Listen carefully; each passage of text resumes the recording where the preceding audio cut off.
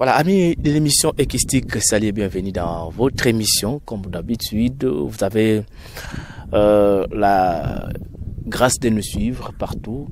Et également, nous faisons tous nos efforts pour chercher des informations qui permettent à ce que nous soyons inspirés d'une bonne évolution, inspirés de la bonne manière de faire tout ce qu'il faut.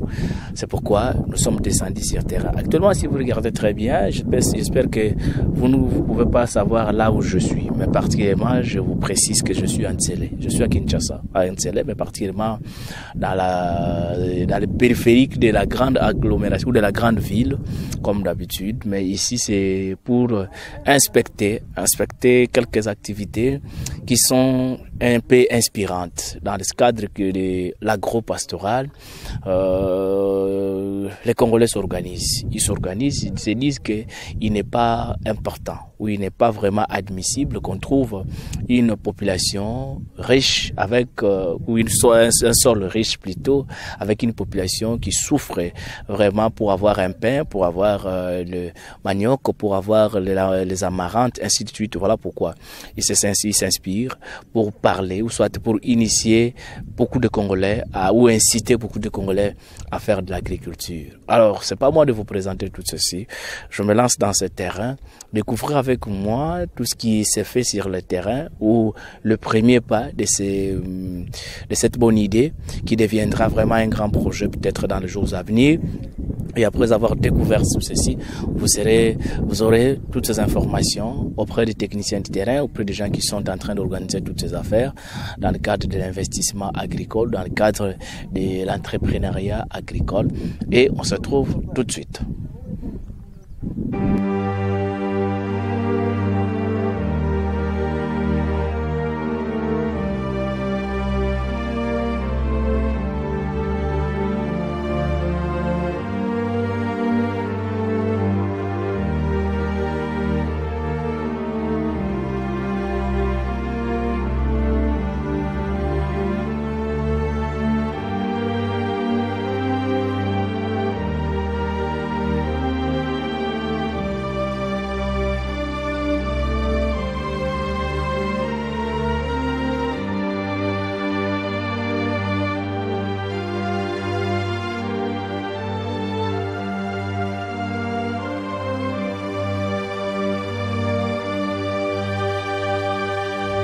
Monsieur, bonjour. Bonjour Serge. Où sommes-nous ici? Nous sommes sur la cité des éleveurs de Ntsele. Cité des éleveurs de Ntsele. Alors c'est un peu difficile, la commune de Ntsele est vaste. Est-ce que vous pouvez faire une présentation globale ou celui qui regarde, celui qui vous suit, ait une idée claire? Parce que autour de nous, il n'y a que des montagnes qui nous entourent. Hein. On ne sent même pas la maison communale de Ntsele. On va avoir une petite précision du site là où nous sommes. Oui, donc quand vous arrivez au niveau du mausolée de Papa Etienne Tshisekedi Wamulumba, juste derrière, quand vous contournez le mausolée, il y a une route, vous prenez 5 km, vous traversez la rivière Chimanga, et c'est là où se trouve notre site, cité des éleveurs. À combien de kilomètres à peu près? 5 à 7 km du mausolée, de la principale. Alors, qu'est-ce qu'il y a dans ce site? Bon, c'est l'aménagement d'un site qui est d'abord agro-pastoral dans le cadre du projet Élevage Congo. Élevage Congo, c'est un projet initié par l'entreprise Hourglass Trading Congo avec le DG M. Dan Akarazis, qui devait être avec nous d'ailleurs ce matin, mais à cause de certaines raisons privées, il n'est pas avec nous. Voilà. Alors, ce qui nous intéresse beaucoup plus ici, c'est l'agro-pastoral. Oui. Vous êtes lancé dans l'agro-pastoral. Qu'est-ce que vous avez constaté? La ville de Kinshasa n'a pas quelque chose à manger, la population qui n'a pas une culture de faire de l'agriculture. Quelle est la valeur que vous voulez inculquer d'abord à toute la population ou à une partie de la population congolaise? Oui, très bonne question. La philosophie de ce projet en lingala est simple. Il dit Toleisa Moka parce que c'est possible. Et là, donc, c'est la part de tout le potentiel que nous avons dans notre pays, mais un potentiel qu'on vend toujours n'est-ce pas, autant de millions d'hectares arables, tout ça vous connaissez le slogan, mais qu'on n'exploite pas. Alors la vision du projet consiste à faire la promotion de l'entrepreneuriat agricole. Donc amener le Congolais à entreprendre dans l'agriculture pour résoudre la question de la pauvreté, la question de la sous-alimentation et ainsi de suite. Très bien, Tolesa Congo. Vous allez faire nourrir les Congos. Vous formez ou vous exploitez? Bon, le projet consiste d'abord à former le Congolais dans l'entrepreneuriat agricole, les techniques de culture et ainsi de suite. La deuxième phase du projet, c'est amener ce Congolais-là à acquérir son terrain, n'est-ce pas, où il va faire l'exploitation. Et le projet accompagne le Congolais dans l'exploitation de sa petite ferme qu'il acquiert au sein du site. Mais j'insiste pour dire que le terrain que la personne achète, ce n'est plus le terrain du projet, c'est son terrain à lui. Mais le projet veut à ce que la personne se lance dans les activités agro-pastorales sur son terrain. Essayez un peu de nous expliquer. Les bénéficiaires viennent, ils achètent, ils exploitent, ils partent, ils louent, ils partent, ou ils achètent, ou ils s'installent complètement. Comment ça se passe? Bon, dans la présentation du projet, d'une manière générale, parce que nous avons d'autres sites. Nous avons le site de Mosabou à Maloko, on a aussi le site de Kinta 1 et Kinta 2, et ça c'est la cité des éleveurs en Célé. Le projet vise à ce que la personne, comme je l'ai dit, après la formation, puisse acquérir son terrain. Donc ici on ne loue pas de terrain. Il acquiert son terrain, nous lui donnons le certificat de cession des terres, et après nous l'aidons à obtenir sa fiche parcellaire au niveau de la commune. Ok? Alors, la personne, une fois dans le projet, il commence à développer ses activités agro-pastorales. Notre but, n'est pas une personne qui vient seulement acquérir un terrain, mais qui entre dans la logique du projet, devenir au finish un entrepreneur agricole. Alors l'agro-pastoral englobe plusieurs activités, plusieurs phases d'activité également. Mais vous ici, de manière explicite, sur quoi vous formez les gens? Oui, par rapport à ce site, l'activité que nous avons mis en place sur la culture, nous allons procéder à la production du compost. Oui, les engrais verts à partir de déchets verts et des déchets biodégradables que nous récoltons au niveau de différents marchés de la ville de Kinshasa. Et aussi à partir de ce compost-là, nous faisons la culture des larves, la production des asticots, lesquels actuellement constituent une alimentation pour la volaille ainsi que le poisson. Alors, ici, ceux qui vont exploiter, quel est le type de culture que vous avez fait le choix, sur lequel chacun va se lancer? Chacun va faire le choix de sa culture, ou vous avez le type de culture unique que vous dites que bon, nous voulons que vous puissiez commencer par exemple avec la tomate, nous vous encadrons avec la tomate et vous verrez la suite. Bon, actuellement, par rapport à ceux qui souscrivent au projet, nous avons une culture unique, comme je viens de le dire. Donc le compost que nous allons produire, ainsi que les asticots, ça se fera sur tous les terrains, n'est-ce pas? Oui, tous les terrains des agriculteurs, mais plutôt des entrepreneurs agricoles. Mais comme le projet doit s'étendre ailleurs, nous allons encourager ces personnes-là à pouvoir acquérir des espaces beaucoup plus grands, comme au niveau de Kinta, où à part ce qu'ils font déjà ici, ils pourront avoir la porcherie, ils pourront avoir la pisciculture, et ainsi de suite. Donc ici, c'est comme une phase de lancement.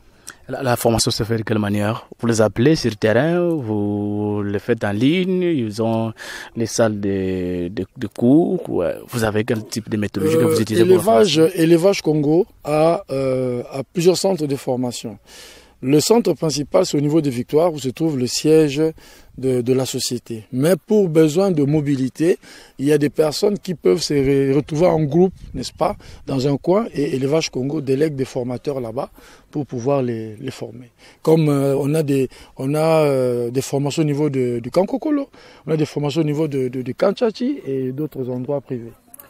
Sur le site où nous nous retrouvons, ça c'est une avenue et une route que on a aménagée qui a été déjà aménagée, ou c'est vous qui venez d'aménager? Bon, je crois que tu devais avoir les photos de ce qu'était cet espace. C'était vraiment un espace, une petite brousse. Donc ça c'est le travail du projet. Le projet qui est en train de travailler afin d'aménager les parcelles agricoles conformément à des normes techniques avérées. Donc là, c'est la route principale, mais nous avons aussi des directions parce que nous avons des blocs. Chaque bloc est composé de 20 parcelles. Et puis, les blocs sont séparés. Plusieurs blocs constituent une cellule. Donc, c'est vraiment bien administré. Donc, c'est dans ces parcelles-là que les personnes ou les propriétaires des parcelles vont faire l'agriculture. Oui, ils vont faire leur exploitation, oui, comme je l'ai dit au début, oui. Vous avez une idée sur la dimension de chaque parcelle? Bien sûr. Ce sont des parcelles de 20 mètres sur 20. Oui, mais il y en a qui en ont acheté une, d'autres 2, d'autres 3, 4 ou 5. Mais la limite, c'était 5. Bon, au départ, c'était 5 terrains par personne. Mais après, nous avons vu l'engouement. On a voulu donner la possibilité à plusieurs parce que c'est un projet communautaire. Nous voulons qu'il y ait plus de personnes qui puissent se lancer dans l'entrepreneuriat agricole. Voilà pourquoi on a réduit le nombre pour qu'il y ait plus de gens qui se lancent et qui prennent le goût et qui peuvent aussi continuer ailleurs à faire la même chose avec l'accompagnement du projet. Vous savez qu'au Congo, la politique de faire l'agriculture n'est pas vraiment un sérieux problème parce que même les villageois font l'agriculture, mais chaîne d'approvisionnement, transformation surtout, transformer les produits agricoles en produits finaux, c'est ce qui pose un sérieux problème. Avez-vous une politique pour ça? Oui, c'est pour ça ce que nous sommes en train de faire, comme vous l'avez dit, par rapport à l'agriculture, ce n'est pas nouveau, mais ce qui manque souvent dans les projets agricoles, c'est l'accompagnement technique. Mais un accompagnement technique conséquent, n'est-ce pas? Et par rapport à cet accompagnement technique, à part la formation que l'entrepreneur reçoit pour savoir gérer sa ferme, il y a aussi l'accompagnement technique par rapport aux agronomes que nous avons, des vétérinaires qui l'accompagnent pour sa production. Parce que notre politique, c'est faciliter aussi les entrepreneurs à la commercialisation de leurs produits. À titre d'exemple, c'est nous qui prenons, nous rachetons la production de tous nos entrepreneurs agricoles. Donc nous avons intérêt à ce que ce soit une bonne production. Voilà pourquoi nous investissons dans la formation, mais aussi dans l'accompagnement de tous ces entrepreneurs-là. Donc par rapport à la question que vous avez dit, chaîne des valeurs et tout ça, en tout cas c'est un projet moderne, innovant, avec tous ces aspects que nous essayons de mettre en place. Je vous donne un exemple. Nous avons par exemple mis à côté de chaque entrepreneur ce que nous appelons les GAP, les gestionnaires agro-pastoraux. Des personnes formées, n'est-ce pas, en gestion, en administration et tout, qui ont 20, 30, 40 entrepreneurs qu'ils suivent, qu'ils accompagnent. Et nous sommes allés même plus loin, à pouvoir faire de ces GAP-là des entreprises. Donc des entreprises au niveau du guichet unique. Donc ça nous rassure, ça veut dire que ces personnes-là ne sont pas abandonnées à eux-mêmes, ces entrepreneurs. Sur le plan technique, il y a des agronomes, des vétérinaires, et sur le plan administratif et financier, il y a les gestionnaires agro-pastoraux. Donc vous voyez que tout ça, c'est vraiment des mécanismes, des garde-fous. Très bien, mais ces personnes-là qui reçoivent des spécialistes à leur côté, est-ce que vous avez bien calculé les coûts de ce qu'ils dépensent et ce qu'ils gagneront? Très bien, nous avons des tableaux. D'ailleurs, avant qu'une personne ne puisse se lancer comme entrepreneur au sein du projet, nous présentons un tableau où nous montrons les genres de culture, nous montrons ce que sera le bénéfice brut, ce qui sera les différentes charges et aussi le net que la personne reçoit au finish. Et c'est ça qui a fait que beaucoup de personnes, ayant vu de la transparence dans ce que nous sommes en train de faire, ils se sont lancés. Donc il n'y aura pas de souci pour payer qui que ce soit parce que tout est déjà dans le calcul. Vous voyez quand même que dans le 20 mètres carrés, quelqu'un peut se retrouver. Oui, bien sûr, il va se retrouver. Je vous donne un exemple. Déjà, quand nous emmenons les déchets, que nous évacuons des marchés et que nous enfouissons sur le terrain d'un entrepreneur, la personne a plus de $50. N'est-ce pas? Ah oui. Alors, une fois que le compost sont produits sur son terrain, je crois que c'est 7 ou 8 sacs, je crois, ou 10, ça dépend de la quantité qui a été enfouie. Et il est dans les 150, non, dans les 300 et quelques $, parce que j'ai pas les chiffres avec moi ici, mais c'est déjà dans un tableau. Et quand on arrive au niveau des asticots, là c'est encore plus intéressant, parce que les asticots actuellement, ce n'est pas connu ici dans notre pays, mais en Afrique de l'Ouest, en Chine, partout, c'est déjà un business où les gens se retrouvent. Il est au-delà des 500. Donc nous, dans nos calculs, par mois, à moins qu'il y ait un imprévu, parce que vous savez, dans le monde agricole, il y a aussi des réalités, mais on table autour de 700-800 que la personne peut avoir par mois. En tout cas, c'est ça notre vœu. Mais maintenant, après cela, nous ne voulons pas, parce que 20 mètres sur 20, c'est petit. Mais avec ce revenu, la personne a la possibilité d'avoir un espace plus grand sur un de nos sites et vraiment avoir une ferme plus étendue et être vraiment en plein dans l'agro-pastoral. Si je comprends bien, chaque parcelle sera en même temps un site de production de compost. Oui. Alors, qui va commencer à ramasser ces déchets biodégradables pour les amener dans la parcelle afin qu'on produise du compost? Ah oui, très bonne question. Le projet Élevage Congo, comme je l'avais dit, c'est le projet de l'entreprise Hourglass Trading Congo.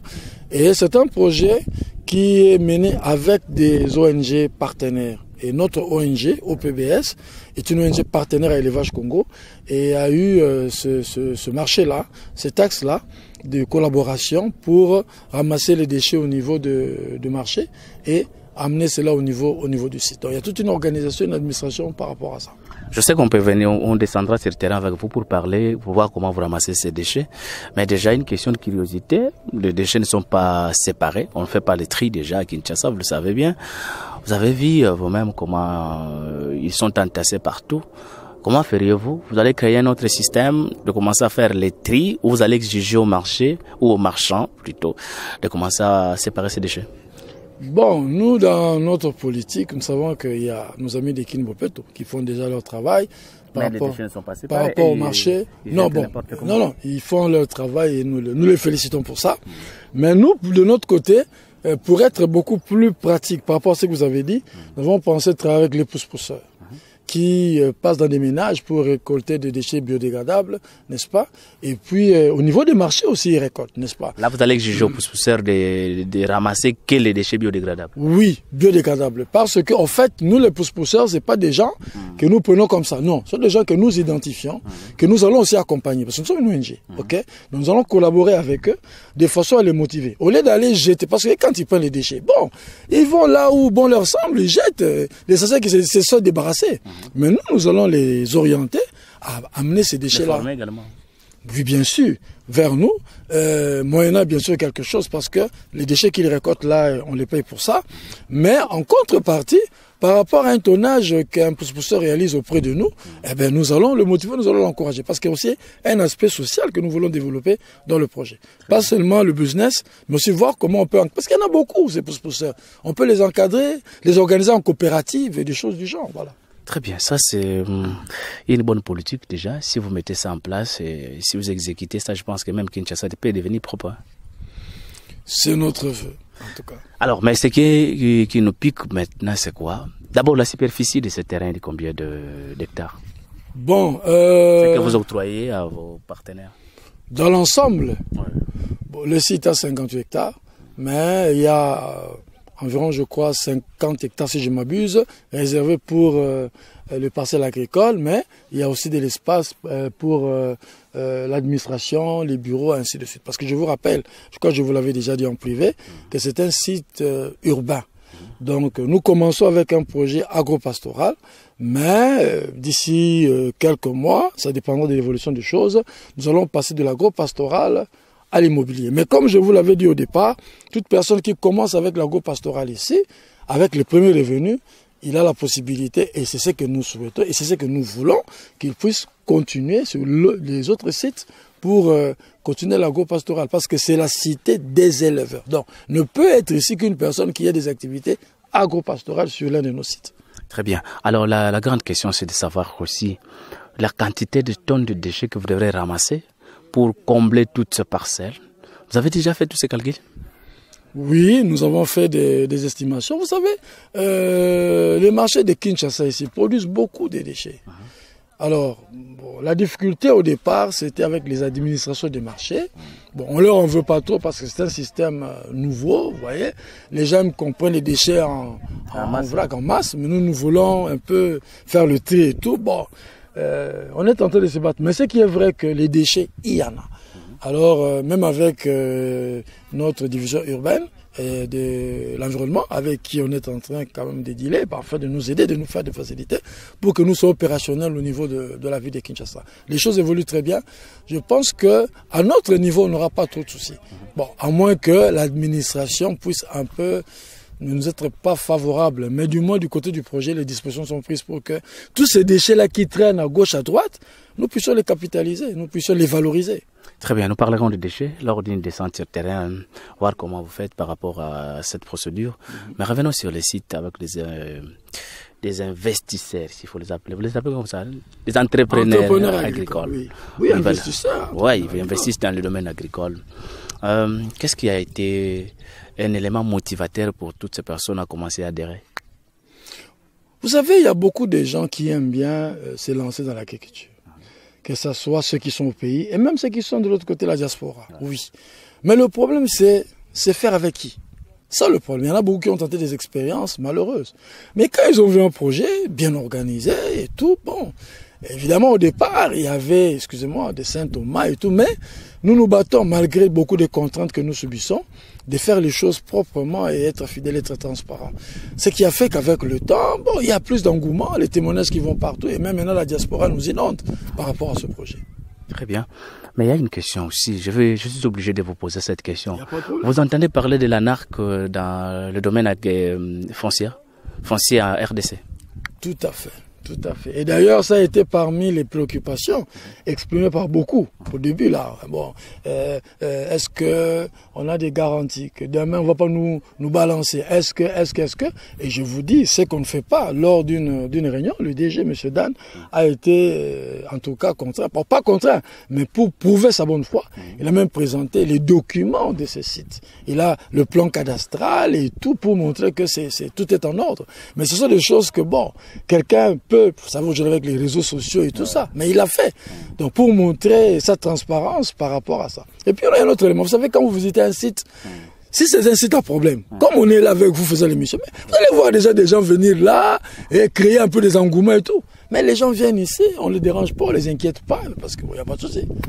Les humeurs des chefs coutumiers. Nous sommes, c'était un site privé. Donc nous avons récupéré auprès d'une personne. Qui avait acheté un bon uniforme. Bien sûr, depuis l'époque Zaïre et jusque nous avons les documents de l'époque Zaïre, de l'époque RD Congo et donc tout est en ordre. Ici d'ailleurs, si vous vous promenez partout, ce sont des fermes privées. Contrairement à d'autres endroits où vous avez, oui, on a des endroits. C'est comme à Kinta par exemple, on a négocié avec les chefs coutumiers, on leur a donné leurs droits et quand les entrepreneurs sont partis là-bas, ils se sont pas gênés de poser la question aux chefs coutumiers. Dites-nous, est-ce que ces gens ici sont sérieux? Non, nous connaissons le DG, M. Dan, nous connaissons tout est en ordre, donc pas de souci. Il faut que le Congolais sache que là où il y a des faux, le vrai ne manque pas. Il y a des anarcheurs et tout ça, mais c'est qu'il y a des vrais quelque part.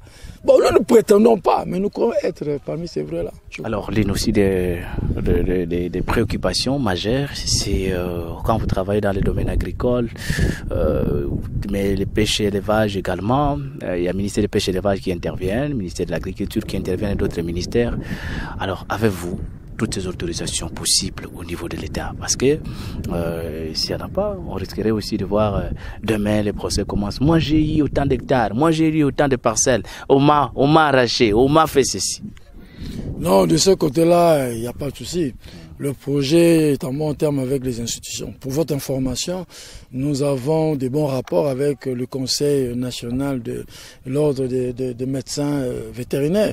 Et d'ailleurs, nous avons eu une séance de travail avec eux il y a pas longtemps, avec le secrétaire général adjoint, si je m'abuse, Dr François, là chez eux, n'est-ce pas, pour voir comment est-ce que nous pouvons signer un partenariat et que beaucoup de médecins vétérinaires qui seraient au chômage peuvent à travers ce projet avoir une opportunité de pouvoir avoir de l'emploi. Donc de ce côté-là, il n'y a pas de souci. Dans ce domaine, il y a toujours des verbes qui coulent chaque jour. Mais au moins, ou néanmoins, en regardant ça, on sent quand même quelque chose du concret qui commence à se dessiner. Qu'est-ce que vous voulez inculquer aux gens? Bon, vous savez, le chef de l'État avait dit quelque chose de très intéressant, mais bon, c'est pas si les gens peuvent le capitaliser. La revanche du sol sur le sous-sol. Oui, mais c'est très profond. C'est-à-dire qu'aujourd'hui, vous savez ce qui se passe à l'Est à cause de nos minéraux et tout. Mais alors que nous avons aussi un sol riche qui peut produire. Alors, en fait, c'est au fait ça. C'est une révolution de mentalité. Aujourd'hui, regardez ce qui se passe à travers le monde.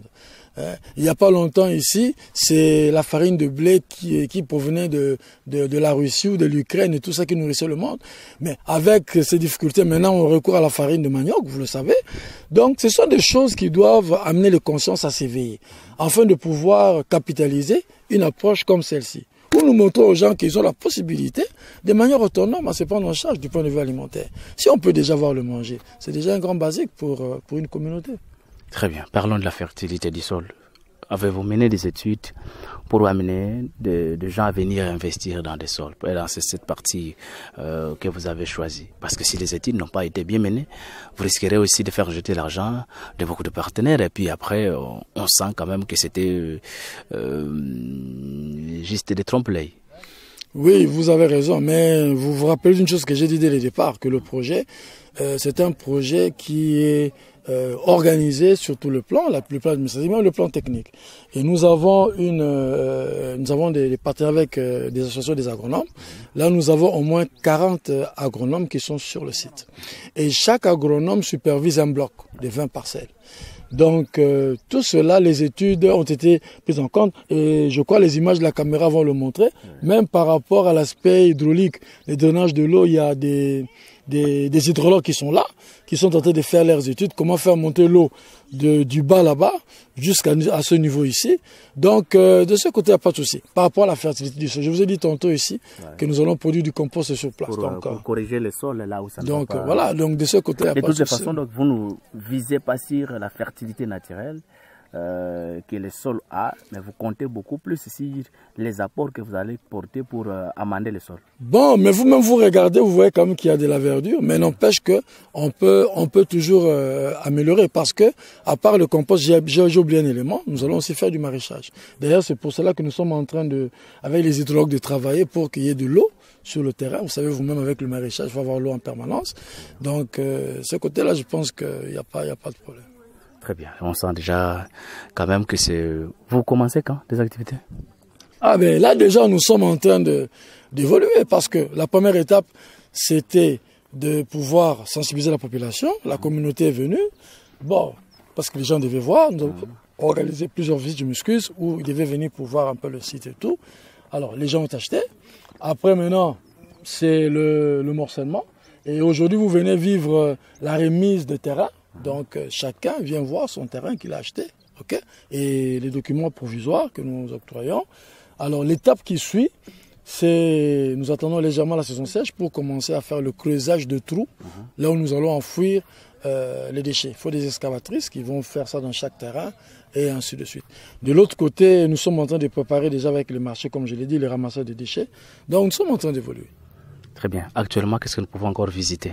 À part ce que nous voyons dans ces paysages, les aménagements, mais on sent qu'aussi il y a des tasses, des immondices que vous réunissez ici. C'est pour quelle fin? Ah oui, c'est de la paille. C'est de la paille que nous allons utiliser comme ferment afin de produire les champignons. Oui. Ah bon? Vous allez produire les champignons?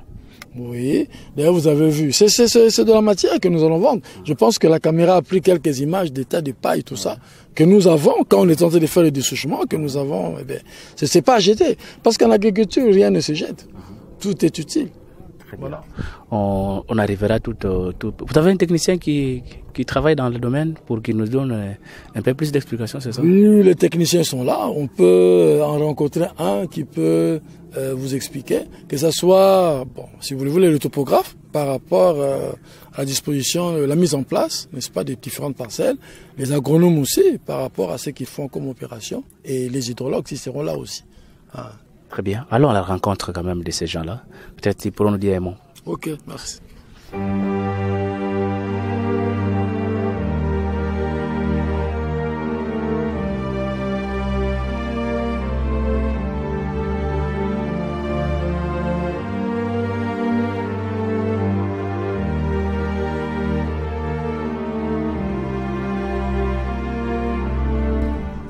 De tout ce que nous avions annoncé, nous sommes dit que nous devons voir les techniciens pour échanger, avoir les avis des techniciens sur l'aménagement du site.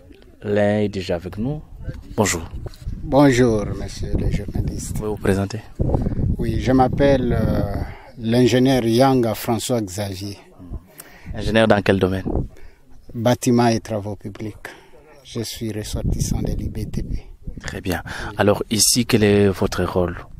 Mon rôle, je suis ici pour la division, donc pour le lotissement du terrain. Oui, donc je suis ici pour lotir ce terrain. Et les terrains qui se présentent pour le moment en 3 parties. Nous avons cette avenue, ce boulevard de 17 mètres Le boulevard de 17 mètres. 17 mètres de large qui va du début jusqu'à la fin là-bas.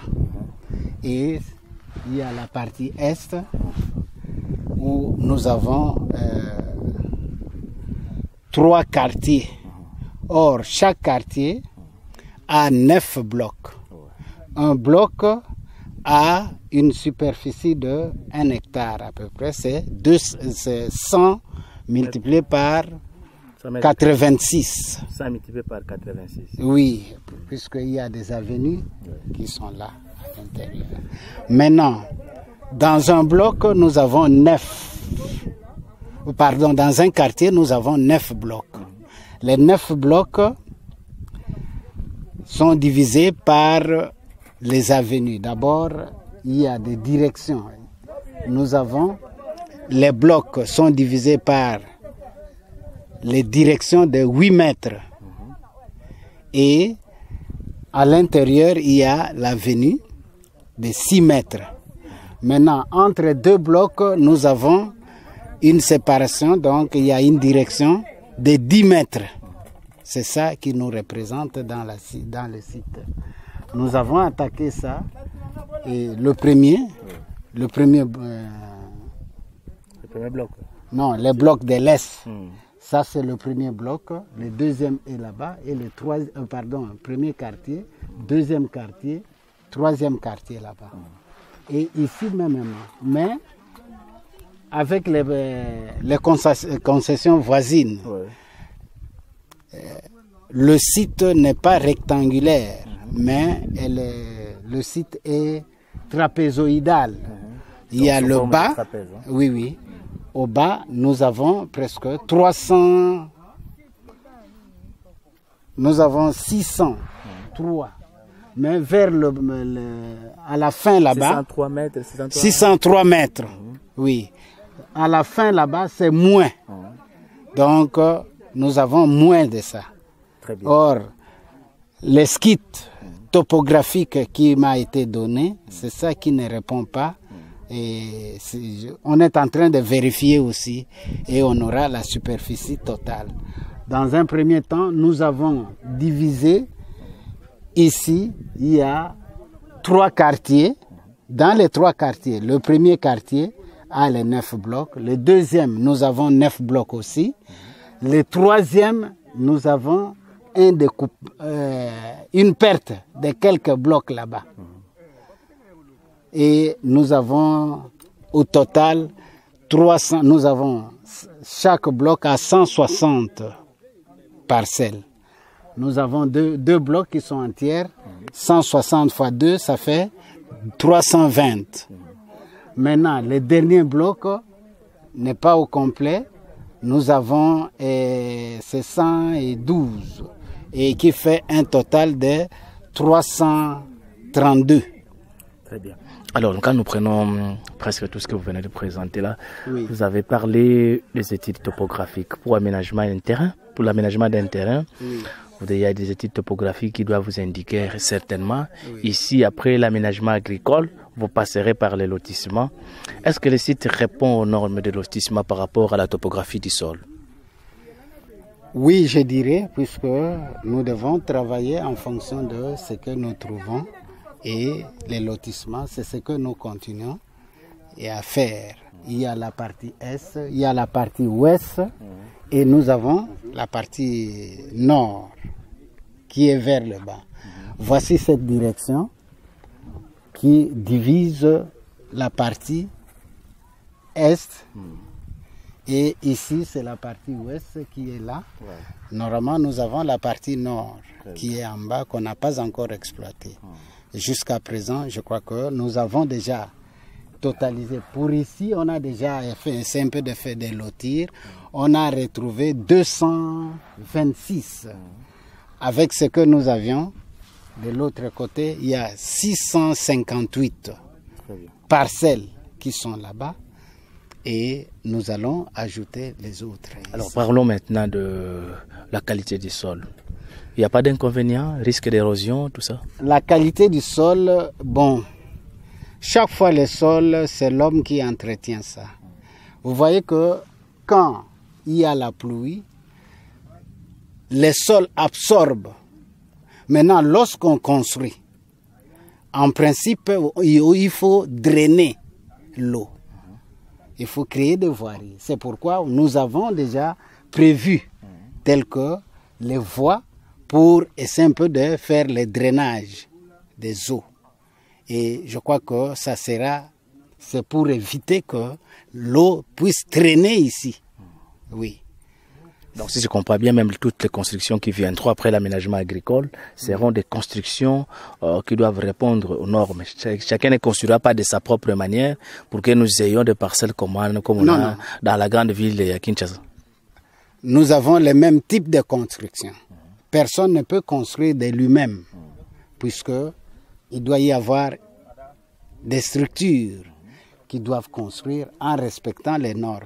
Et en faisant aussi tel que le drainage, voirie et drainage directement, pour éviter ce que nous trouvons de l'autre côté. Très bien. Oui. Alors jusque-là, lorsque vous avez fait toutes ces études, vous avez tout fait des calculs et ainsi de suite, par rapport à l'eau, oui. On sent quand même que la rivière est un peu éloignée.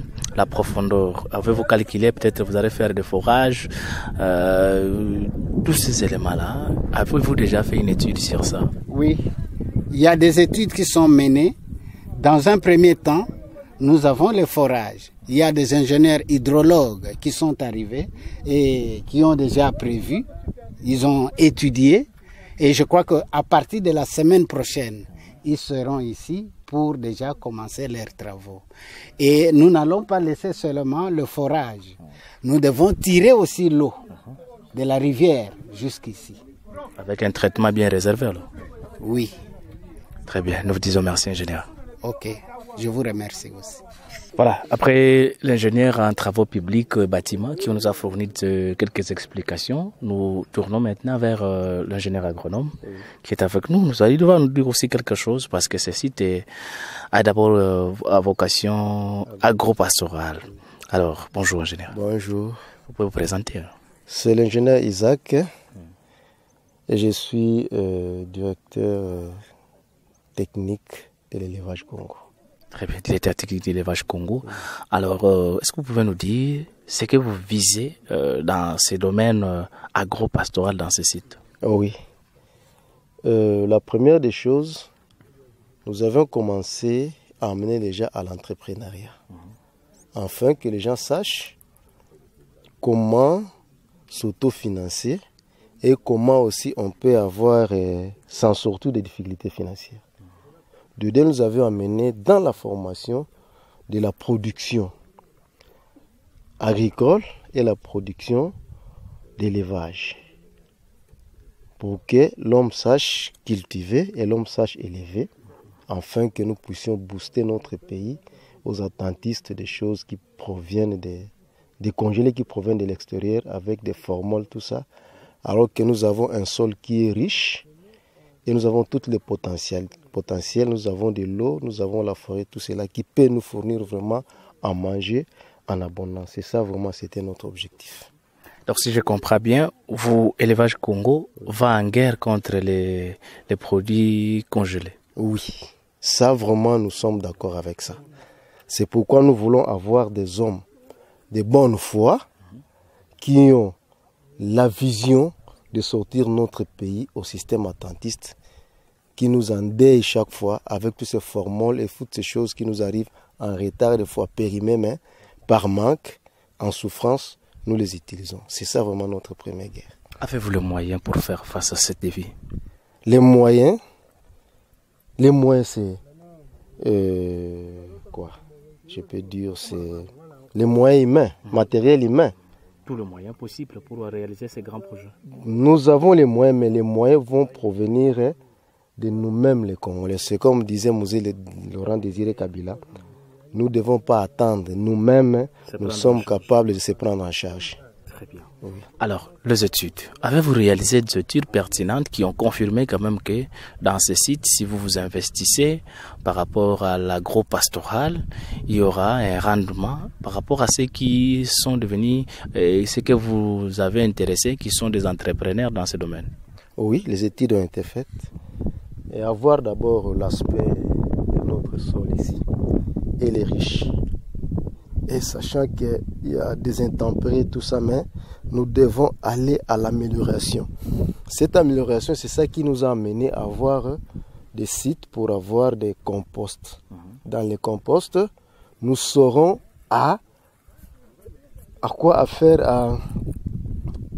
améliorer notre sol, puisque nous avons l'élevage des mouches soldats noirs qui nous donnent des asticots. Ces asticots doivent nourrir les poules, les étangs, nos porcheries. En revanche, nous avons les composts. Ces composts provenant de cet élevage, c'est ça qui va nous permettre d'améliorer notre sol pour avoir un bon rendement, qui est d'attendre les engrais chimiques qui vont détruire encore notre sol. Très bien. Là, c'est déjà un avantage parce que on sent quand même que vous voulez utiliser tout ce qui est bio pour éviter tous ces problèmes. Oui. Mais néanmoins, d'abord, la saison agricole ici va commencer quand? Bon, pour la saison agricole, nous voulons travailler à contre-temps. Puisque le contre-saison, puisque nous avons l'irrigation d'eau. L'eau est là, c'est l'eau qui nous amène à produire une grande production. Si nous regardons les pays tempérés, là, ils n'ont pas les problèmes de saison. C'est à tout moment, ils ont l'eau, ils ont irrigué de l'eau, et dans l'irrigation, c'est là qu'ils produisent. Nous aussi, c'est la même chose que nous allons faire avec nos entrepreneurs ici. Les coûts avantages, avez-vous bien calculé ça? Oui, les coûts par rapport à ceux qui vont les investir et ceux qui les gagneront. Nous les avons étudiés, puisque avec 1 kilo des asticots, vous avez au moins $1060 après avoir enlevé tous les travaux. Vous avez cet avantage-là. $60 par kilo. Oui. Et qui doivent commencer à les acheter?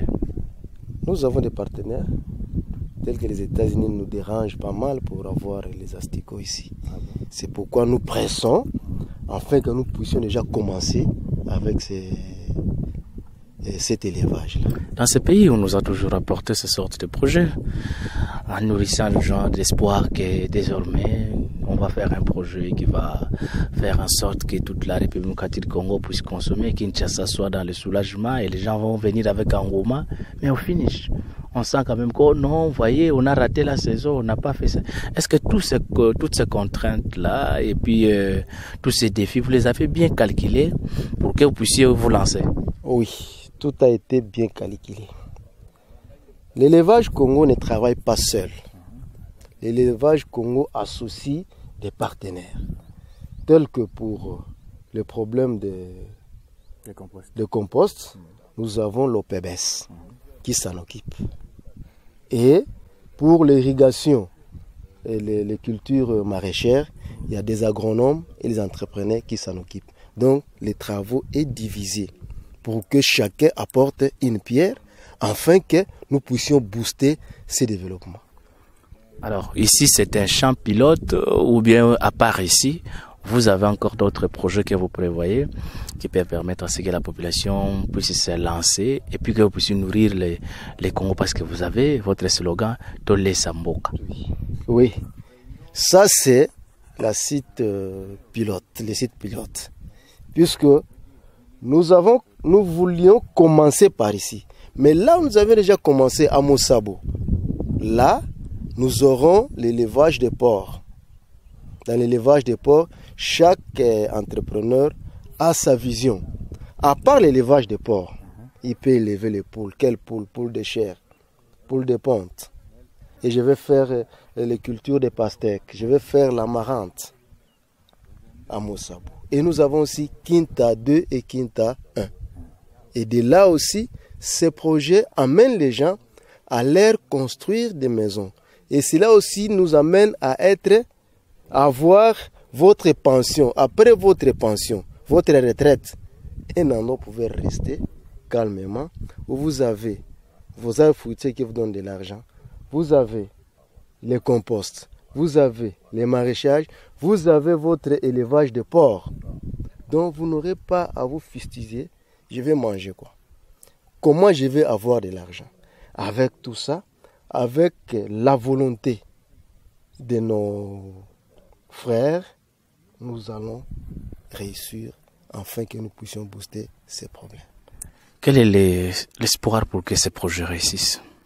L'espoir,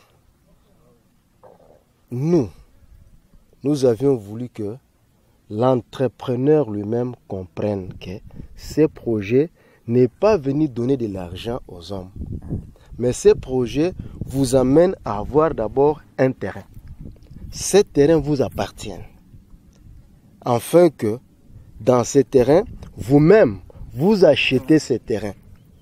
Et vous-même, vous avancez quelque chose afin que vous ayez dire, ça c'est pour moi, je vais faire un effort afin que je puisse produire. Mais si c'était donner de l'argent comme ça, l'homme ne sait pas souffrir. Il n'a pas souffert pour avoir de l'argent, mais on lui prête ça, il s'en va pour aller se faire n'importe quoi. Mais ici, vous achetez vous-même votre terrain. Vous avez votre fiche parcellaire qui vous donne le droit à être propriétaire. Vous pouvez aller vers Cadastre pour avoir votre registre, les fiches d'enregistrement, que cela provient pour toi. Cela, ça va te donner vraiment l'amour de produire pour nourrir les autres. Alors, le type de culture que vous avez choisi, il s'agit de quelle culture qui sera plus valorisée dans ce terrain? Ici, nous avons les maraîchages. Dans les maraîchages, il y a les amarantes, les morels, les aubergines, des tomates, des oignons. C'est ça vraiment des cultures que nous allons mettre ici. Alors que ce sont des cultures généralement périssables, quelle est la politique que vous mettez en place pour l'évacuation, la valorisation, ou pour que les investisseurs ne puissent pas perdre des produits qui vont pourrir après un certain temps? Sachant qu'avec les légumes, ça ne peut pas pourrir. La tomate pourrit. La tomate pourrit, oui, mais nous avons aussi des mécanismes d'aller vers les transformations. Si nous voyons que la production est grande, nous devons nous investir pour faire la transformation. Mais avoir, avec la population que nous avons, et si au marché on vend un boîte de légumes à 1000 francs et que nous les vendons à 500 francs, nous aurons beaucoup de clients par rapport à ceux qui vendent trop cher. Ça ne va pas périr. Vous avez le type de marché que vous prévoyez pour couler ces produits? Ou bien vous allez faire comme tout le monde, après ici on amène ça sous l'arbre, dans les rues, dans les marchés traditionnels? Bon, pour les marchés, je pense qu'il y a des contacts qui sont à être pris. Nous avons parlé avec les marchés, et si la production est grande, la RDC maintenant doit commencer à exporter des produits agricoles. Nous disons merci, ingénieur. Merci. Vous avez compris avec moi, les amis de Equistic, que l'émission est complètement arrivée vers la fin parce que vous venez d'avoir toutes ces explications fournies par les techniciens et les organisateurs de cette bonne idée que nous avons trouvée. Alors pour nous, c'est une manière d'encourager ceux qui se lancent dans ces domaines agricoles. Vous nous avez trouvé la dernière fois, vous avez posé plusieurs questions sur les fermes de Pasteur Cosma. Vous avez dit apparemment l'Equistic se faisait que sur les fermes de Pasteur Cosma, mais nous sommes surtout le ferme de la République du Congo. Actuellement, si vous nous appelez, même si vous êtes en Ngandajika et que vous avez une initiative qui permette à ce que les Congolais puissent se retrouver, en tout cas, nous sommes prêts à venir partager avec vous toute l'expérience. Surtout, nous, ce qui nous intéresse, c'est voir toute cette connaissance, cette intelligence que vous transmettez aux autres afin qu'ils fassent quelque chose. C'est pourquoi je vous invite, vous aussi, à faire de la même chose. Vous vous lancez sur terrain. Alors, appelez-nous. Le numéro est affiché au bas de votre écran. Nous viendrons, comme d'habitude, et puis couvrir, surtout montrer aussi ce que vous faites. Si vous avez aimé, dites merci à Junior Selemani qui nous a accompagnés sur terrain et à Rudi Kebonda qui nous a permis que nous puissions réaliser tout ce que nous avons réalisé sur terrain. Mais quant à moi, je vous retrouve prochainement dans un autre numéro. D'ici là, portez-vous bien. Bonne suite de programmes sur la télévision verte. Au revoir.